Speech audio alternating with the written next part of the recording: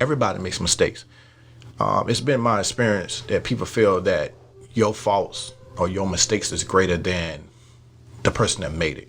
So if I go out and I have an affair and I produce a kid in that affair, whether it's a relationship or a marriage, and you cheated, you just cheated.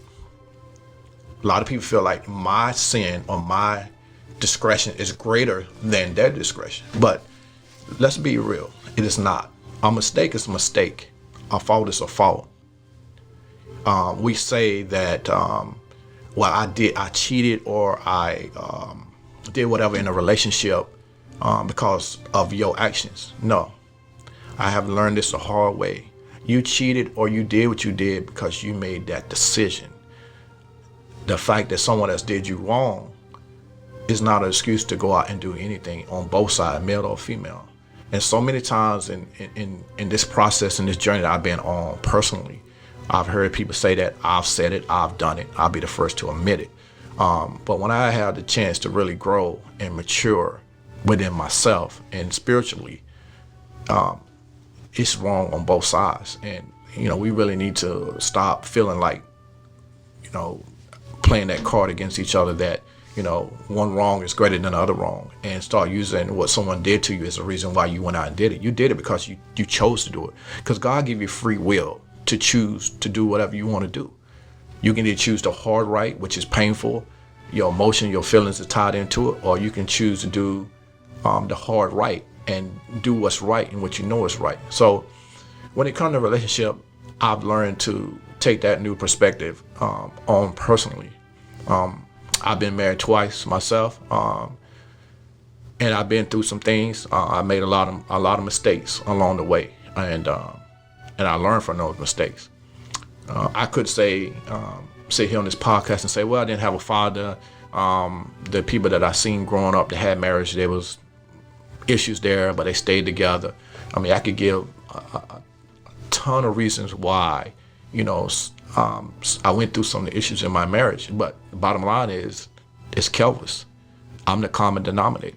And I think a lot of people, if you listen to my podcast and you really think about it, it's easy to blame someone else again for, I won't say failure, for the lessons that you went through in a relationship, but think about what is the common denominator. If you constantly been in a relationship for 5 years, 2 years, married for 5 years, 10 years, 20 years, and it doesn't work out time after time, what is the common denominator? And it's you. And so we have to take a hard look at ourselves and how we deal in relationships. Excellent. So what I hear a lot is accountability for one's own actions, and that sometimes maybe in regards to whether it be fidelity, maybe providing, maybe men have more of a responsibility and it's not equal, but it should be. Is that what I'm hearing?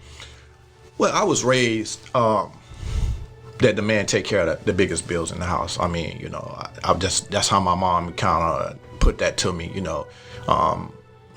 You make the money, you take care of your family. It's your responsibility to protect them, provide for them, and truly, I believe in it. Where I'm from, down in Facing, when we have family get together, and some people on this podcast are gonna say that's kind of male chauvinism, or people up north that didn't grow up this way is not gonna see my point the same. But when we have family get-togethers, the women fix the children plate first, and then they fix the man plate, and then they fix theirs.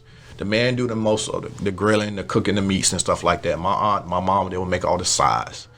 And if I wasn't allowed to go back in the kitchen. If I wanted something else, when I'm in my mom or my aunt or one of my female cousins, be like, "What you want to eat?" And they would fix me fix me another plate.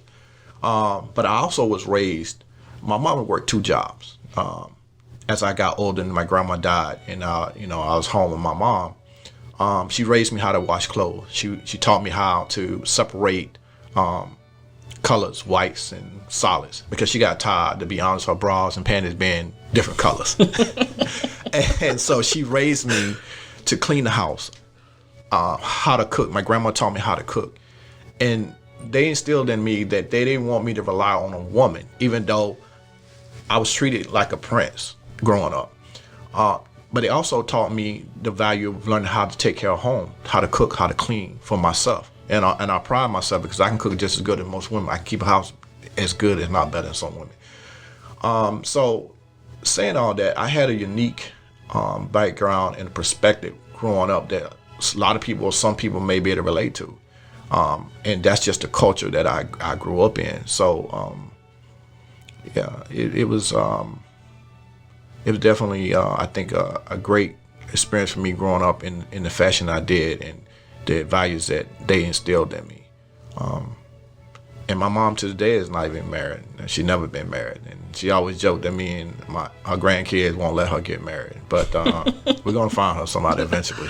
Okay. Grandma on Tinder swiping right. Yeah. So you talked about the values that you have and just the longevity in a relationship, but from our conversation, you retired from the military. You did 20 years in the military. So I'm curious how you were able to make both a commitment in the military, but also how did your values from growing up in Fayetteville, North Carolina, how did they play into your values as you became a military man? Definitely the hard work.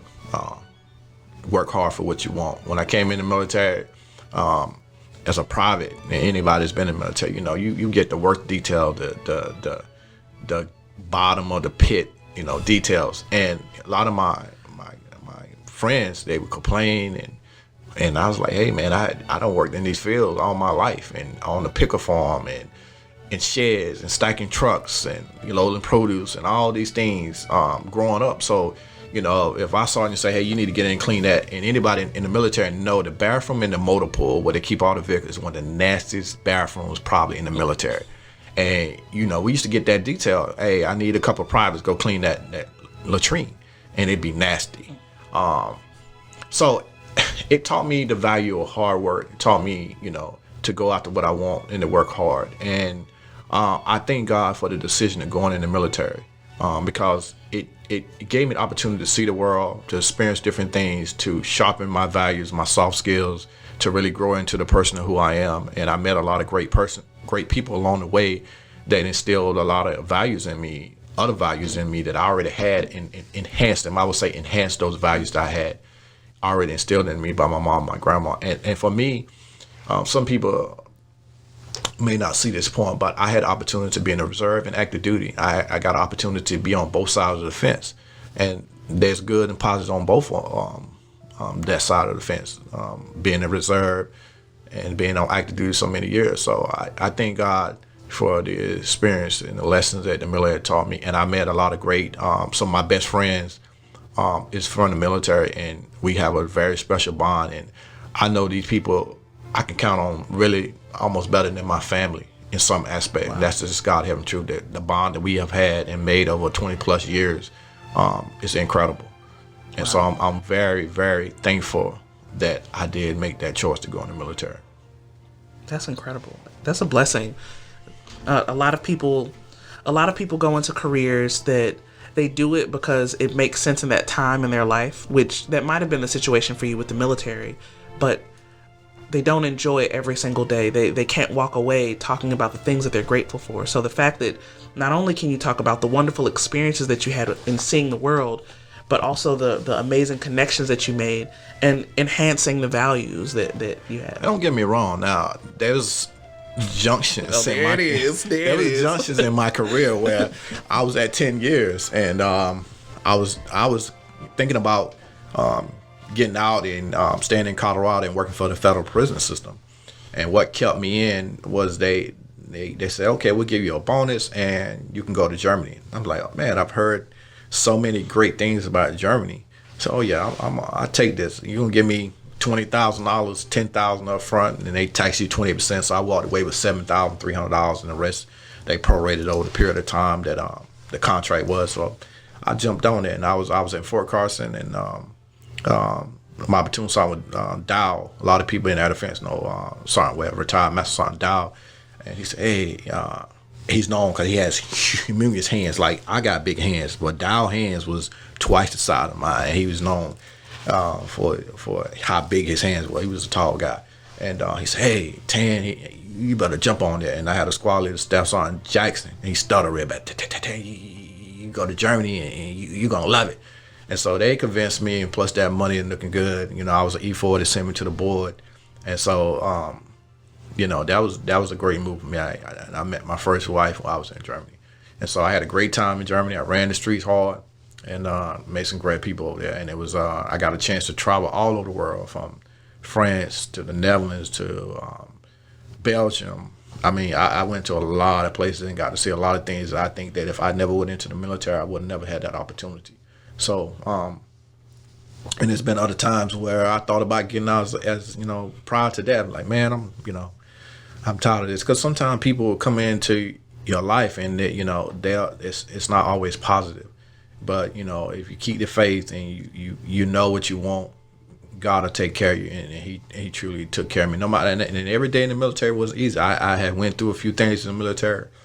Some people know my background when it comes to that, and but I believe that God don't make no mistakes. And out of all those things that I've been through over 20 years, I was very blessed in many ways, and I can't look on anything that happened to me in the military as something negative. I look at it as a lesson, and a lot of times in life, I feel that we need to look at things that happen to us not so much as a negative way, but a lesson, because it's not a failure, it's a lesson. Especially if you learn from it. It's a failure if we continue to go down the same road and we continue to make the same mistakes over and over. Some people say that's the definition of insanity. Right. Yes. So, but man, the military was good to me. I can't